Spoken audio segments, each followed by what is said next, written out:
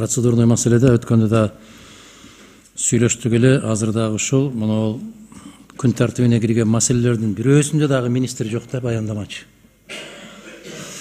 Жок дегенде жарандык авиациянын директору жок, анын орун басары бар да.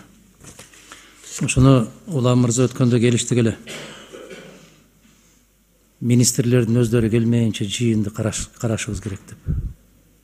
Биз ушундай тапшырма бердик эле.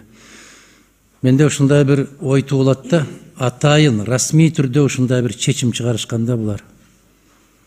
Министрлер ал жерге барбайсыңар дегенде бир тапшырма бар сыяктуу көрүнөт.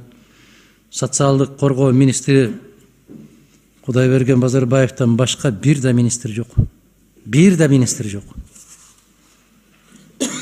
Биз 3-чү окууда бүгүн соңку талкууну бүтүрүп кабыл алганы турабыз. Ушул жагдайга бир аз көңүл буруп коюшубуз керек го дейм да. Рахмат. Туура айтасыз, Адахам Самбаевич. Аталган маселе боюнча тиешелүү министрлер өздөрү келип баяндама кылса анда абдан жакшы болмок. Тилекке каршы ар кандай себептерден улам мага да жазуу түрүндө телеграмма, телефонограмма аркылуу дагы билдирүү берип атышат. Тигил же бул маселеге байланыштуу келе албай калдык деп.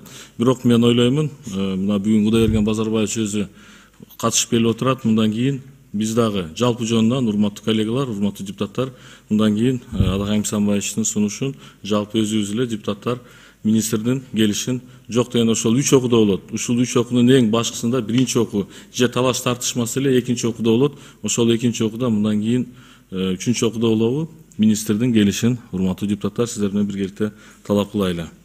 Макулсуздарбы, урматтуу коллегалар?